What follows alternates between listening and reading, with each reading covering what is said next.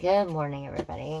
It's 3 something in the morning, and this is part 2 of Knowing the Signs Introduction. What in the world is going on? David Jeremiah. 10 prophetic clues you cannot afford to ignore. Okay, so I'm going to start at the beginning of the paragraph. On the other hand, the disaster in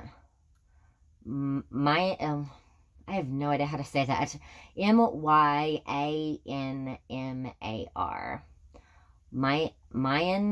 Myanmar shows what happens when the signs are ignored.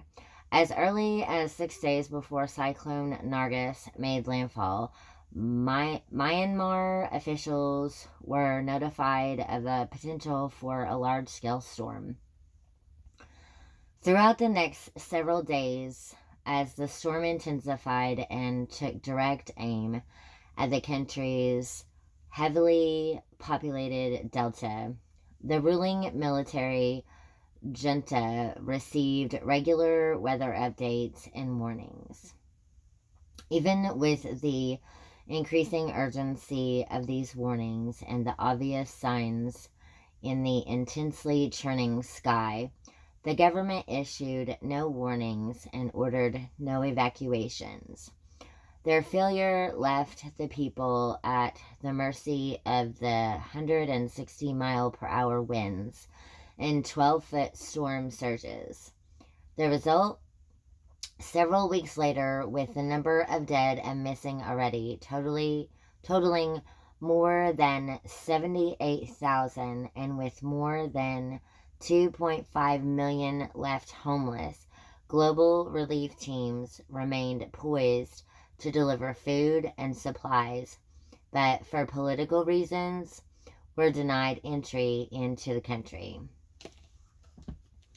Within days before the world could absorb the events of Myanmar, at 7.9 earthquake decimated southern China. 7,000 school children and their teachers were buried beneath the rubble of their schools. Upwards of 70,000 died, and 5 million were left homeless.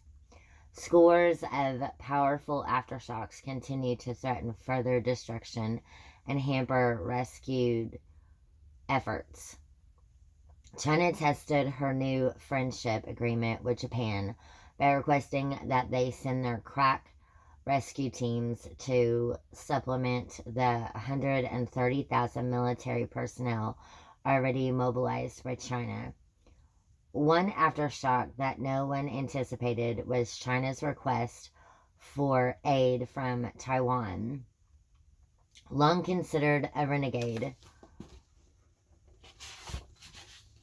if not an enemy, China also accepted help from Russia and North Korea. Are we seeing signs today that should warn us of anything? What in the world is going on when enemies of Israel bestow posthumous honors to the headmaster of a UN school in Gaza for his work as chief engineer of the Islamic Jihad's bomb squad? What about that parade of tankers, fighter jets, and missiles in Moscow on May Day, reminiscent of the Cold War era? What about the doubling of millions of dollars of investment in Iraqi stocks currently traded by scribbles on a dry erase board? Or what about the largest U.S. embassy complex ever built, now ready for occupancy in Baghdad, formerly the infamous ancient Babylon? The city that throughout the Bible stands as the antithesis of everything good. What about the planned restoration of Babylon to its fabled glory? What about the increased use of biometrics, these scans of fingerprints, irises, and faces used for personal identification in Iraq and other places of global conflict? Currently, such forms of ID are used to bar people from markets or certain neighborhoods, and they are ready to be implemented worldwide in the name of security.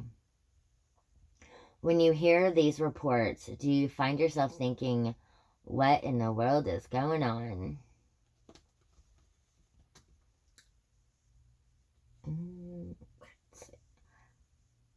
I'll read one more paragraph. The events unfolding in today's world are ominously threatening to unsettle institutions, reorder national political alignments, change the balance of world power, and destabilize the equitable distribution of resources.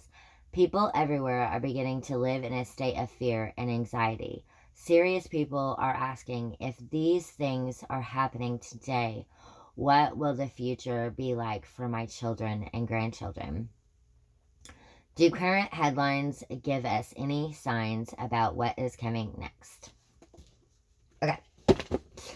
I'm gonna stop there. So this video isn't very long, and I might not have that much room on my phone. So that's all for this video. Thank you for watching.